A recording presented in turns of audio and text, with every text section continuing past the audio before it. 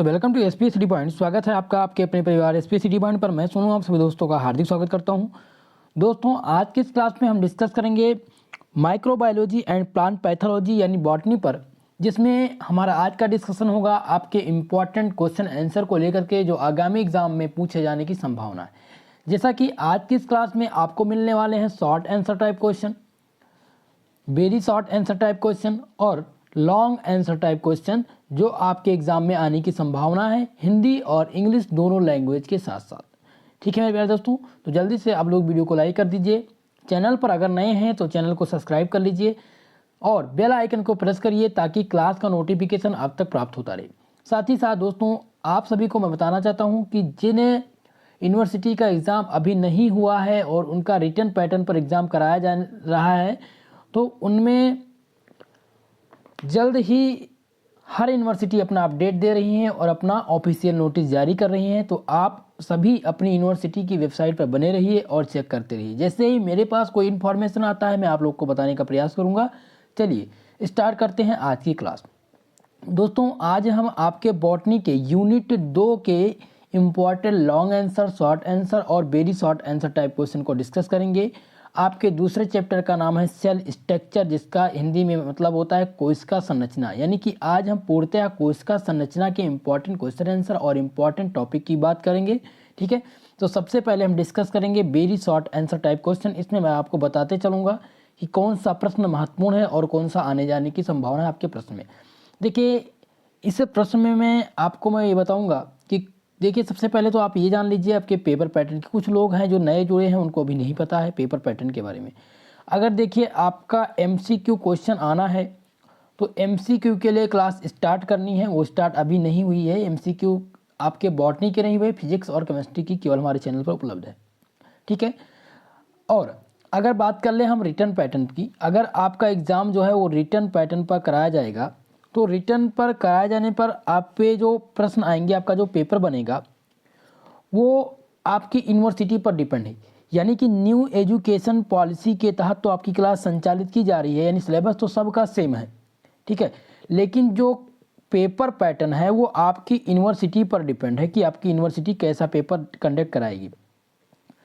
वो चाहे MCQ conduct कराए चाहे वो रिटर्न कराए। कुछ यूनिवर्सिटी हैं जो दोनों मोड में करा रही हैं, यानी एमसीक्यू मोड में भी करा रही हैं, ओल्ड पैटर्न पर भी करा रही हैं और रिटर्न पैटर्न पर भी करा रही हैं। जैसे डीडीयू में देखिए, डीडीयू में आपको देखने को मिला कि आपने रिटर्न पैटर्न पर एग्ज़ाम दिया है और एमसीक्यू पैटर्न पर भी एग्ज़ाम दिया है। इसी प्रकार अगर हम बात कर लें अवध यूनिवर्सिटी की, अवध यूनिवर्सिटी की अगर हम बात कर लें तो अवध यूनिवर्सिटी में अभी तक जो पहले पुराना पैटर्न था वो एमसीक्यू पैटर्न था। यानी बीएससी फर्स्ट ईयर जब सेमेस्टर वाइज प्रणाली नहीं लागू हुई थी, तब जो आपका फर्स्ट ईयर का पेपर होता था वो एमसीक्यू में होता था। लेकिन इस बार अवध यूनिवर्सिटी अपना पेपर रिटर्न पैटर्न पर कराएगी, यानी अपने पुराने पैटर्न पर कराएगी जो 2017 के पहले आपका पैटर्न था। यानी कि लिखित परीक्षा तब होती थी। आपके जो प्रश्न पत्र आएंगे वो 3 भागों में विभाजित होंगे, 3 खंड में, ए, बी और सी।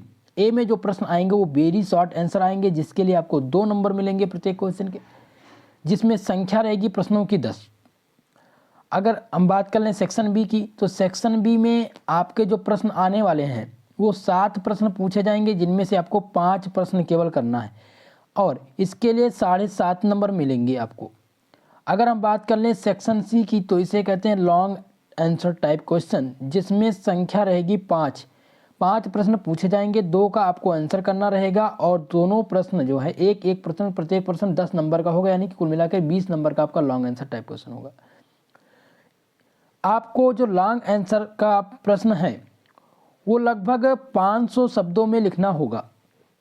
आपके हम पेपर पैटर्न पर डिस्कस करने वाले हैं और मैं आपको बताने वाला हूं कल की क्लास में 10 इम्पॉर्टेंट फैक्ट्स जो आप सभी के लिए बहुत ही महत्वपूर्ण होगा। आपके एग्ज़ाम में किस प्रकार से 80% मार्क्स लाया जाए, किस प्रकार से कॉपी लिखा जाए और किस रणनीति से तैयारी की जाए, इस पर कल की क्लास में चर्चा होगा।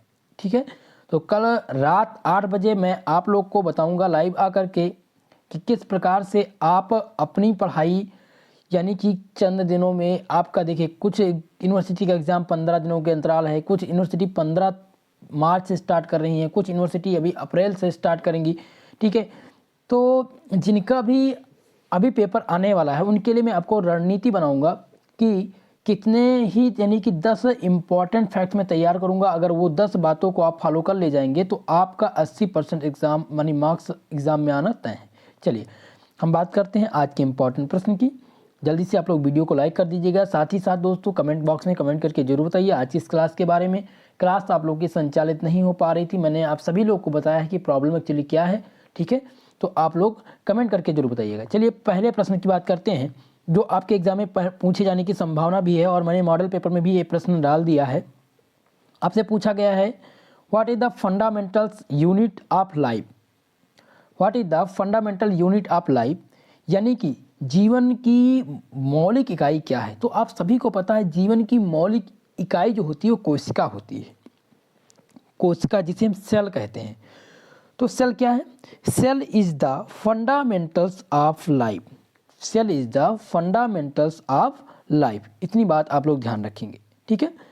यानी कि कोशिका जीवन की मूलभूत इकाई है। अगर आपसे पूछा जाए प्रश्न में कि कोशिका क्या है यानी फंडामेंटल यूनिट्स ऑफ लाइफ क्या है, तो आप बताएंगे कि cell is the fundamentals of life या कोशिका जीवन की मूलभूत इकाई है। तो ये प्रश्न आने की संभावना है। और अगर आप इतना ही लिख देते हैं, वैसे तो आपके प्रश्न में जो पूछा जाता है, कहा जाता है कि आप जैसे ये सेक्शन ए के प्रश्न हैं आपके, यानी कि very short answer type question है आपके सेक्शन ए में पूछे जाएंगे।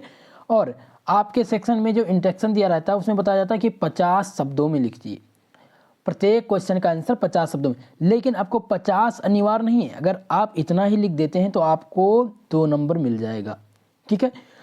शॉर्ट आंसर में आपका एग्जैक्ट फैक्ट क्या है, फैक्ट आपको देखना है कि एग्जैक्ट क्या बता रहा है। ये क्वेश्चन का सीधा सीधा आंसर आप देंगे तो आपको प्रश्न में आंसर मिलता रहेगा, ठीक है। चलिए 2 नंबर प्रश्न की बात करते हैं। पूछा गया write the example of prokaryotic and eukaryotic, यानी प्रोकैरियोटस और यूकैरियोटस के उदाहरण देखिए। उदाहरण पूछा गया है प्रोकैरियोटस और यूकैरियोटस के। तो आपको बताना है, आप बताएंगे कि प्रोकैरियोटिक क्या है। तो bacteria and cyanobacteria are the example of prokaryotics and fungi, protozoa, plant, animals and humans are the example of eukaryotics. यानी कि बैक्टीरिया और साइनोबैक्टीरिया प्रोकैरियोटिक्स के एग्जाम्पल हैं और प्रोटोजोआ पौधे, जानवर, कवक और मनुष्य ये क्या है? यूकैरियोटिक्स के उदाहरण हैं। इतनी बात ध्यान रखेंगे। हो सकता है ये प्रश्न आपके एग्जाम में पूछा जाए, यहीं पर आप तैयार कर लीजिए।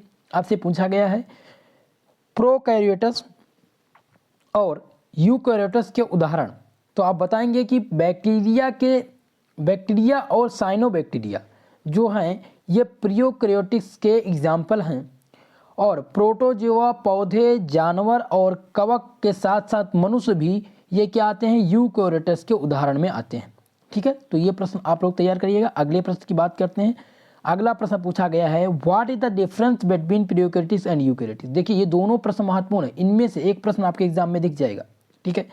पूछा गया है कि प्रोकैरियोटस और यूकैरियोटस में अंतर बताइए, डिफरेंस बताना है। तो the major difference between the prokaryotes and eukaryotes is the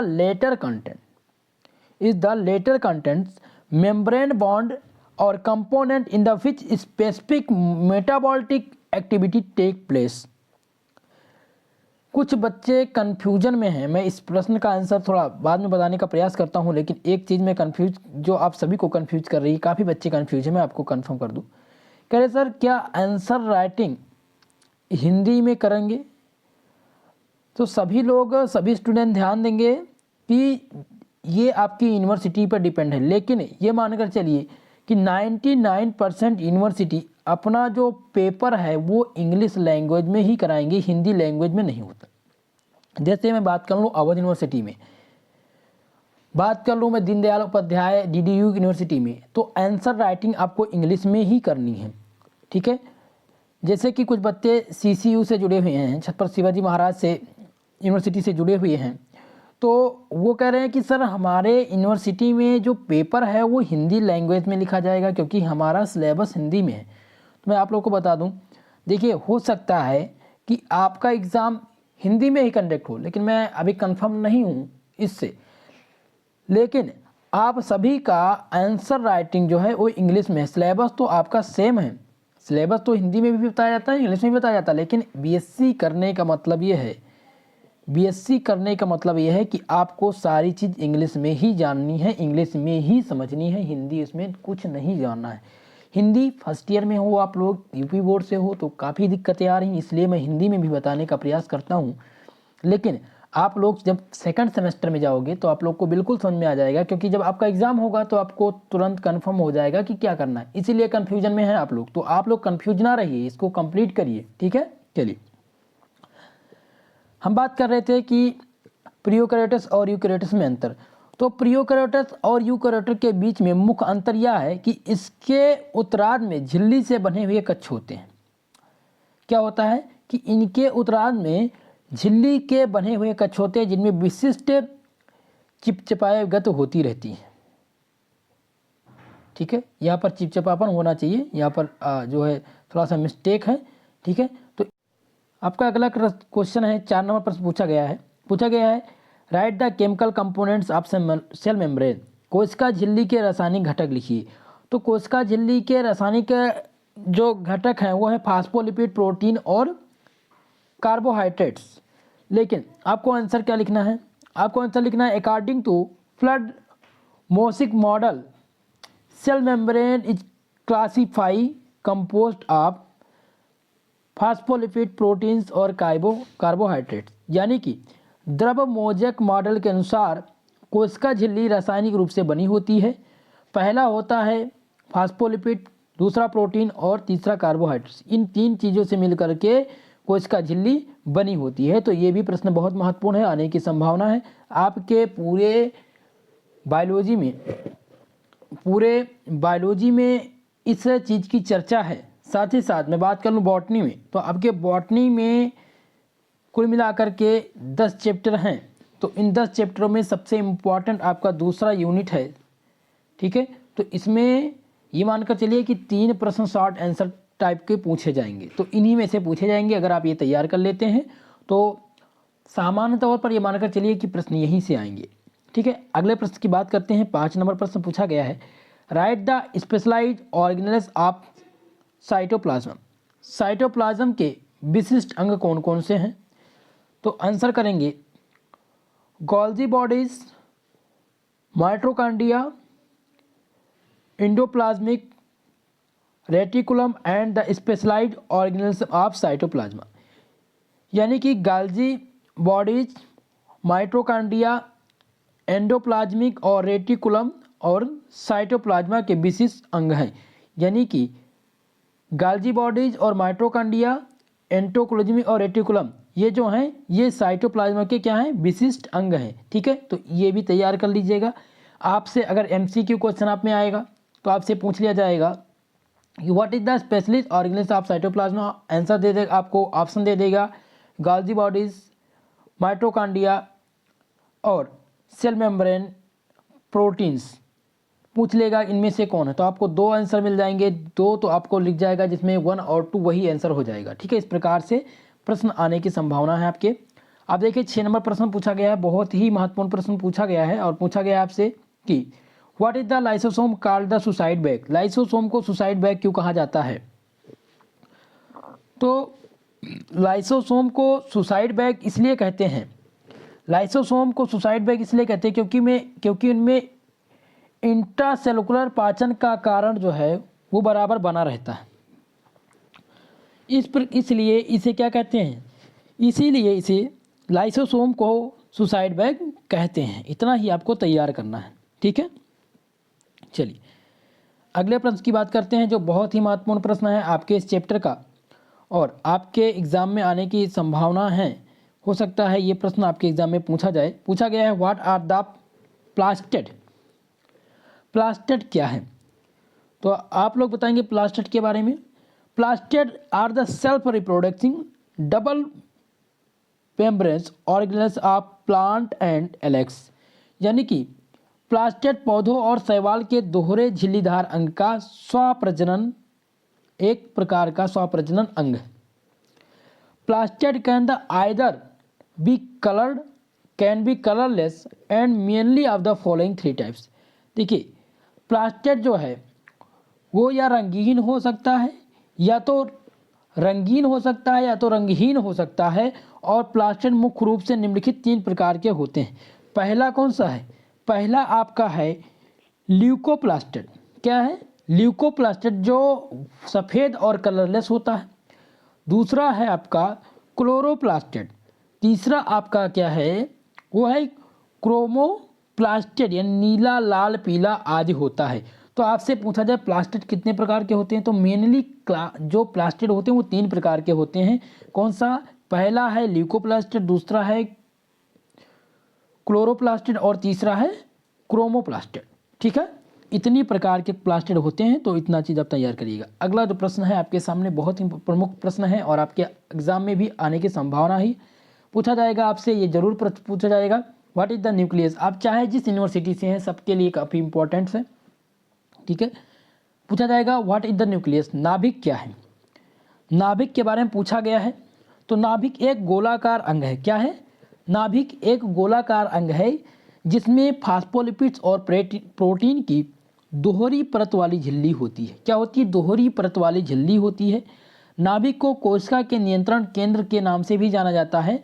नाभिक में निम्नलिखित संरचनाएं होती हैं। पहला है परमाणु अवधारण, दूसरा है न्यूक्लियोप्लाज्म, तीसरा है क्रोमोटिन सामग्री और चौथा है न्यूक्लियस या न्यूक्लियोक्रोमोसोम।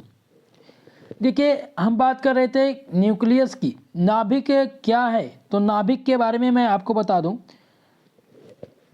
नाभिक सबसे पहले तो आप लिखेंगे nucleus is the spherical organelles that the consist of a double layers membrane of the phospholipids and proteins.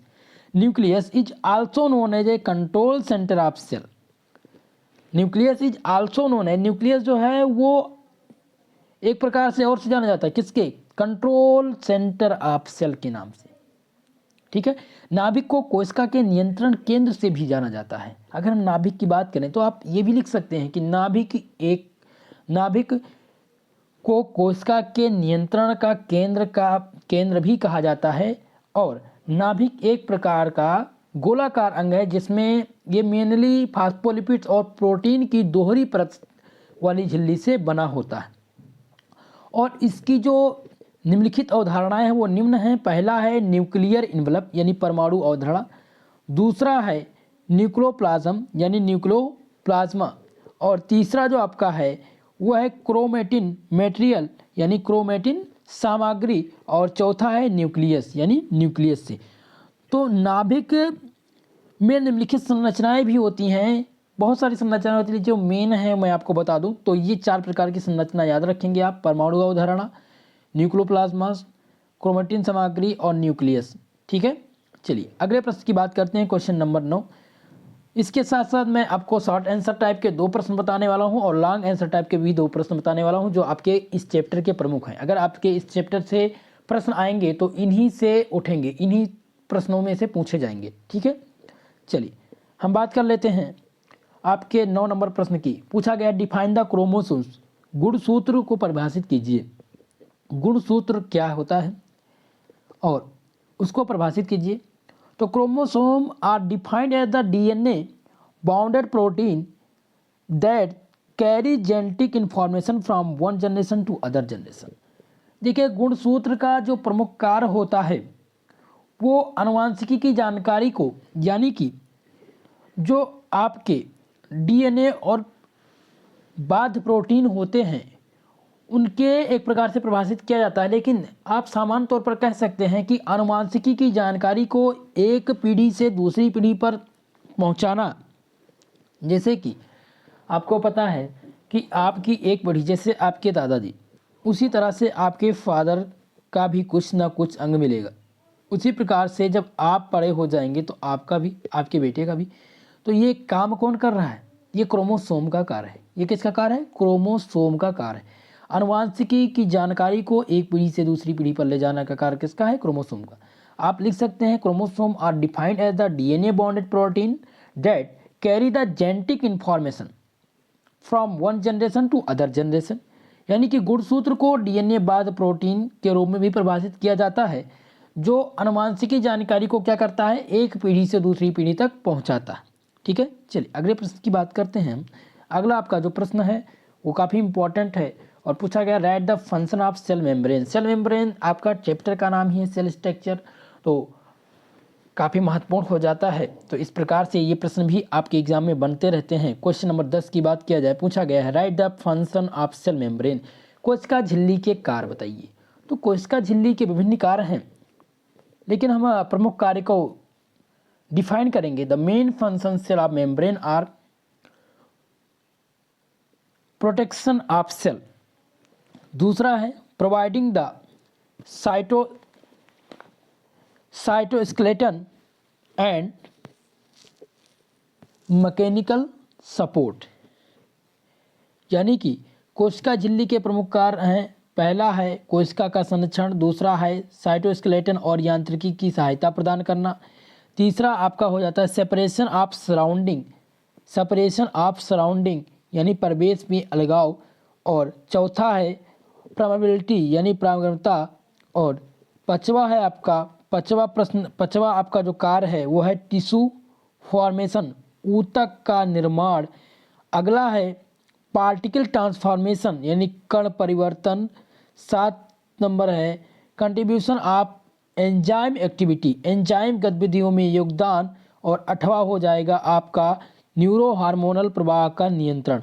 देखिए ये कोशिका झिल्ली के कुछ प्रमुख कार्य हैं और इनको आप लोग तैयार करिएगा। इसका पीडीएफ आपको टेलीग्राम चैनल पर मिल जाएगा। पीडीएफ के लिए डिस्क्रिप्शन बॉक्स में लिंक दिया गया है, उसके थ्रू आप जुड़ सकते हैं या आप सर्च कर सकते हैं। टेलीग्राम चैनल पर जा कर के सर्च कर लें एसपी स्टडी चैनल फर्स्ट और वहाँ से आप ज्वाइन कर लेंगे। अब आपको एक सुविधा और मिलने वाली है मेरे प्यारे दोस्तों, आप लोग को आपके वीडियो के डिस्क्रिप्शन बॉक्स में भी आपका इस क्लास का पीडीएफ मिल जाया करेगा। आप यानी कि टेलीग्राम चैनल पर आप लोग ढूंढ नहीं पाते हैं, आपको काफ़ी समस्याएं होती हैं, लेकिन अब आपको क्लास में ही यानी क्लास के जैसे कि ये में क्लास जब आपकी क्लास होगी तो आपके क्लास के डिस्क्रिप्शन बॉक्स में लिंक दिया होगा और उस लिंक के द्वारा आप इस क्लास का पीडीएफ प्राप्त हो जाएगा। यानी हर क्लास का पीडीएफ आपके डिस्क्रिप्शन बॉक्स में भी आपको मिल जाया करेगा। ठीक है, टेलीग्राम पे आपको मिलेगा ही मिलेगा, लेकिन आपके डिस्क्रिप्शन बॉक्स में भी मिल जाया करेगा। ठीक है, तो ये कुछ प्रश्न थे, यानी 10 प्रश्न मैंने चूज किया था आपके short answer, very short answer type question के लिए इसका डिस्कशन किया। इनमें से कम 3 प्रश्न आपके एग्जाम में आने वाले हैं, तो अगर 3 प्रश्न आ जाते हैं तो कुल मिलाकर के आपको 6 नंबर मिल जाएंगे अगर इतना कंप्लीट कर लेंगे। चलिए अब हम बात करते हैं आपके शॉर्ट आंसर टाइप क्वेश्चन की, जिसे हम कहते हैं लघु उत्तरीय प्रश्न। जो आपका ये प्रश्न आपके काफ़ी इंपॉर्टेंट हैं। क्वेश्चन नंबर 2 पूछा गया है write the short note on the following. पहला है माइटोकॉन्ड्रिया, दूसरा है न्यूक्लियस। माइटोकॉन्ड्रिया और नाभिक, इन पर आपको संक्षिप्त टिप्पणी लिखनी है और ये प्रश्न आपके एग्जाम में पूछा जाएगा। अगर इस प्रकार से नहीं पूछा जाएगा तो माइटोकॉन्ड्रिया के बारे में पूछ लेगा या नाभिक के बारे में पूछ लेगा, इसलिए मैंने इस प्रश्न को चुना है। अगर आपके प्रश्न पत्र में ये दोनों प्रश्न दिख जाते हैं तो आप लोग तैयार कर लेंगे अगर ये आप इस क्लास को देख लेते हैं। चलिए, तो सबसे पहले हम हेडिंग डालेंगे माइटोकॉन्ड्रिया। माइटोकॉन्ड्रिया क्या है इसके बारे में हम डिस्कस करते हैं और उसके बाद में हम आगे बढ़ेंगे। तो माइटोकॉन्ड्रिया क्या है? Mitochondria are the membrane bond organelles but they are membrane bonded with 2 different membranes. Mitochondria झिल्ली से बने हुए अंग होते हैं। क्या होते हैं? माइटोकॉन्ड्रिया जो होती है वो झिल्ली से बने हुए प्रकार के अंग होते हैं, लेकिन वो 2 अलग अलग झिल्लियों के साथ बने होते हैं। कितने प्रकार के? देखिए, माइटोकॉन्ड्रिया झिल्ली से तो बने हुए होते हैं, लेकिन वो अलग अलग प्रकार के 2 झिल्लियों से बने होते हैं, अलग अलग प्रकार के झिल्लियों से बने होते हैं। इतनी बात ध्यान रखना। आगे, and that the quite usual and intraocular organelles. सबसे पहले मैं आपको हिंदी में बता दूंगा तो आप इंग्लिश में समझने में थोड़ा सा आसानी आपको हो जाया करेगी। तो सबसे पहले हिंदी में आपको बता दिया करता हूँ। तो माइटोकॉन्ड्रिया के बारे में बात कर रहे थे हम। माइटोकॉन्ड्रिया एक प्रकार से झिल्ली से बने हुए अंग होते हैं, लेकिन वह 2 अलग अलग झिल्लियों से बने होते हैं और यह अंतःकोशिकीय ऑर्गेनेल के लिए काफ़ी असामान्य है। क्या है? काफ़ी असमान हैं वे झिल्ली माइटोकॉन्ड्रिया के उद्देश्य से कार्य करते हैं। वे झिल्ली माइटोकॉन्ड्रिया के उद्देश्य से कार्य करते हैं जो अनिवार्य रूप से ऊर्जा उत्पन्न करने के लिए है। जो अनिवार्य रूप से क्या करने के लिए है? ऊर्जा प्रोवाइड करने के लिए है। और वो ऊर्जा क्या होती है? वह ऊर्जा जो ऊर्जा प्रोवाइड होती है वह ऊर्जा कोशिका के रसायनों के रास्ते से गुजरने में होती है। वो जो ऊर्जा कोशिका में होती है वह ऊर्जा कोशिका में रसायनों के रास्ते से गुजरने में उत्पन्न होती है। अगर दूसरे शब्दों में हम बताएं तो दूसरे शब्दों में परिवर्तित हो जाती है, यानी वह कोशिका रसायन के रास्ते में क्या हो जाती है? वो परिवर्तित हो जाती है और उस रूपांतरण की प्रक्रिया को हम एटीपी के रूप में ऊर्जा पैदा करती है, यानी एटीपी के रूप में भी जानते हैं, जो ऊर्जा बनाती है या ऊर्जा उत्पन्न करती है। क्योंकि फास्फेट एक उच्च ऊर्जा बंधन और कोशिका में अन्य प्रतिक्रियाओं के लिए ऊर्जा प्रदान करता है, तो हम माइटोकॉन्ड्रिया का उद्देश्य उस ऊर्जा को उत्पादन करना होता है जो सेल मेम्ब्रेन में, यानी कि कोशिका के उस झिल्ली के रूप में जो कार्य करता है, यानी कि जो ऊर्जा रूपांतरण करता है, तो उसमें माइटोकॉन्ड्रिया का उद्देश्य क्या होता है? माइटोकॉन्ड्रिया का प्रमुख उद्देश्य होता है उस ऊर्जा का उत्पादन करना जो एक दूसरे रूप में रूपांतरण होकर के निकलती है। ठीक है, कुछ अलग कोशिका में, जैसे कुछ अलग अलग प्रकार की कोशिका में जो माइटोकॉन्ड्रिया की अलग अलग मात्रा होती है। देखिए, अलग अलग कोशिका में अलग अलग माइटोकॉन्ड्रिया की मात्रा होती है, क्योंकि उन्हें अधिक ऊर्जा की आवश्यकता होती है। क्या होती है? उन्हें अधिक ऊर्जा की आवश्यकता होती है। और अधिक ऊर्जा में होता क्या है? अधिक ऊर्जा के लिए उदाहरण के लिए हम बता दें कि मांसपेशियों में बहुत अधिक माइटोकॉन्ड्रिया होती है। अगर मांसपेशिया की बात की जाए तो मांसपेशियों में बहुत अधिक माइटोकॉन्ड्रिया होता है और यकृत भी करता है। यकृत, जैसे यकृत की बात करें तो यकृत में गुर्दे भी और कुछ हद तक मस्तिष्क जो माइटोकॉन्ड्रिया द्वारा उत्पादित ऊर्जा से दूर रहते हैं, इसलिए आपके रास्ते में कोई दोष नहीं होता है। ठीक है, अगर हम बात कर लें आपकी मांसपेशियों में तो मस्तिष्क में भी कभी कभी इस प्रकार की ऊर्जा का उत्पादन होता है जो माइटोकॉन्ड्रिया से थोड़ा सा भिन्न पाई जाती है। ठीक है, तो आप इसको तैयार करिएगा, इस प्रश्न को तैयार करिएगा। और हम बात करेंगे न्यूक्लियस की, नाभिक की। इंग्लिश में भी मैं आपको बता देता हूँ, लेकिन मैं आपको इसको शॉर्ट फॉर्म में तैयार करने का प्रयास कर रहा हूँ। मैं अगली क्लास में अब क्या करूँगा, मैं आपको शॉर्ट फॉर्म में आपको बताने का प्रयास करूंगा कि आप इसका आंसर, अगर क्वेश्चन में, अगर आपके क्वेश्चन पेपर में ये प्रश्न आ जाता है तो आप आंसर किस प्रकार से लिखेंगे। इतना लंबा झोल झपाटा करने की ज़रूरत नहीं है, क्योंकि इसमें मैंने आपको बहुत विस्तार में दे दिया है।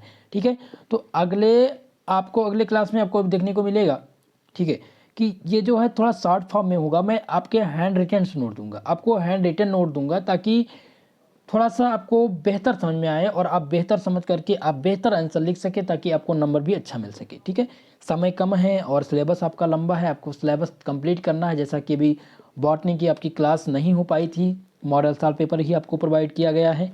ठीक है, तो इसी के साथ साथ एक न्यू मॉडल पेपर मैं आपको कल प्रोवाइड करा दूँ, कल की क्लास में एक न्यू मॉडल पेपर आपको प्रोवाइड करा दूँ आपके एग्ज़ाम पैटर्न को देखते हुए, क्योंकि काफ़ी यूनिवर्सिटी ने अपना एग्ज़ाम भी कराया है, तो उनके प्रश्न जो पूछे गए थे उनको भी मैं आपको बताऊंगा। जैसा कि DDU में जो पेपर आए हैं, उनके जो प्रश्न आए हैं, मैं कल की क्लास में उनका डिस्कशन करूंगा आंसर के साथ साथ।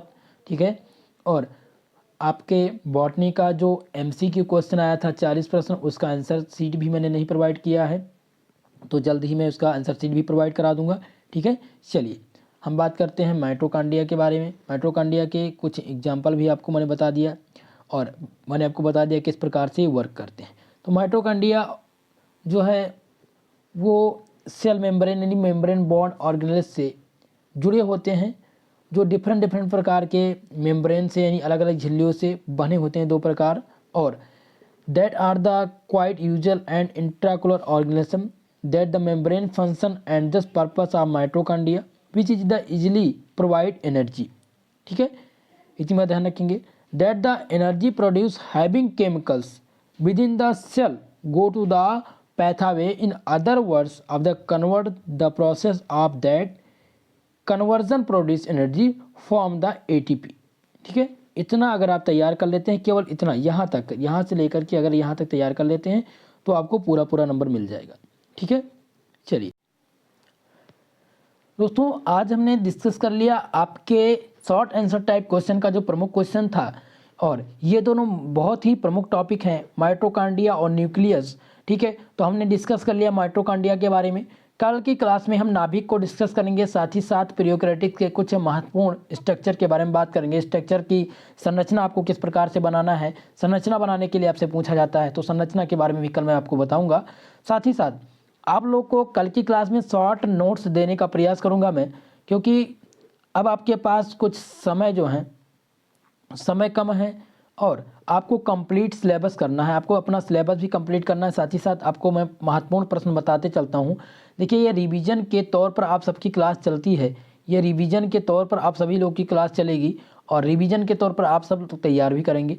तो कल से मैं आपको हैंड रिटन नोट्स भी प्रोवाइड कराऊंगा आपके टेलीग्राम चैनल और व्हाट्सएप ग्रुप पर, ताकि आप लोग कंप्लीट भी करें। साथ ही साथ कल से आप लोग का डिस्कशन, देखिए कल से आप लोग का डिस्कशन व्हाट्सएप पर होगा और व्हाट्सएप पर मैं आप सबको शॉर्ट आंसर टाइप क्वेश्चन का डिस्कशन भी कराऊंगा, साथ ही साथ MCQ का क्यूज भी करवाऊंगा। सभी का जो मैंने सिक्योरिटी लगा रखी, सिक्योरिटी देखिए व्हाट्सएप पर सिक्योरिटी दोस्तों इसलिए लगाया गया है क्योंकि कुछ बच्चे हैं जो अलग चीज़ें भेजते हैं। सभी को आप लोग पर्सनल चैट मत करिए, कभी भी ग्रुप में आप लोग पर्सनल चैट ना करिए। जो भी समस्याएं हैं उसका आप पूछिए। आप लोग इसमें हालचाल पूछने लगते हैं, आप कहाँ से हैं, आप कहाँ के रहने वाले हैं, इससे आपका क्या मतलब है? आप क्वेश्चन पूछिए ना, आप अपना क्वेश्चन पूछिए, समस्या क्या है आपको। कोई सिलेबस में आपको कंप्लीट सिलेबस नहीं है, नोट्स नहीं आपको मिला हुआ है, तो नोट्स आप ले लीजिए।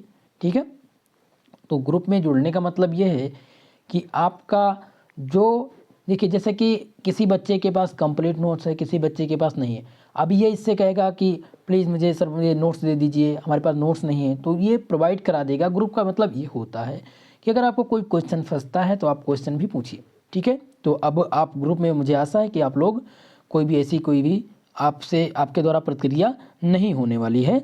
ठीक है, आपके समझ में आ गया होगा।